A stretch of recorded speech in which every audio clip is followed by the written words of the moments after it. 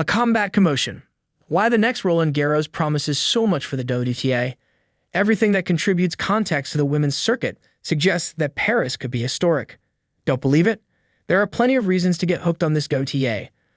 I will not deny that the current form of Iga Swiatek has become a starting point for this article. Perhaps starting from here is a bit like cheating at solitaire, since the following lines could be traced in a similar way in a more generalized context if the polished player were to show her usual dominant version on clay. But that's not the case, and the beautiful horizon that is glimpsed for the WTA flourishes even more in a territory that previously seemed reserved for a single racket. Therefore, the upcoming Roland Garros 2025 seems like the ideal event to convince the skeptics, a real melee that could become a display of strength for a renewed women's circuit. Do I rule out then that Iga Swiatek's figure ceases to be dominant in her favorite tournament? No. In fact, if you ask me, I still believe in her. The bond she forms with Paris has always seemed immune to scratches, endowed with an aura of invincibility that, until it is broken by some kind of wild Robin Soderling, still maintains its magnetism. However, she is weaker than ever, an obvious fact for both believers and non-believers. Unlike in past editions, the second Grand Slam of the year has become a blank page whose answers still hide several enigmas. Contenders to the throne, new rivalries, and an admirable depth. While Iga dominated the clay with an iron fist, other territories began to be conquered by untamed warriors. It's curious. In a season that seemed about to seal the dominance of a select group of candidates, mainly consisting of the polished player Aryna Sabalenka, Coco Gauff, and Elena Rybakina or Jasmine Paolini, the WTA circuit responded with a kind of guttural sound emitted from the depths of its skeleton that asserts its unpredictable nature, volatile, surprising, sometimes inexplicable. Just when we expected Arena, Madison appeared. When the habitat belonged to Iga, we encountered Mura. And in the meantime, we bring back Amanda for the cause, eagerly await Naomi, continue to be moved by Alina, and maintain our fear in the presence of Jelena.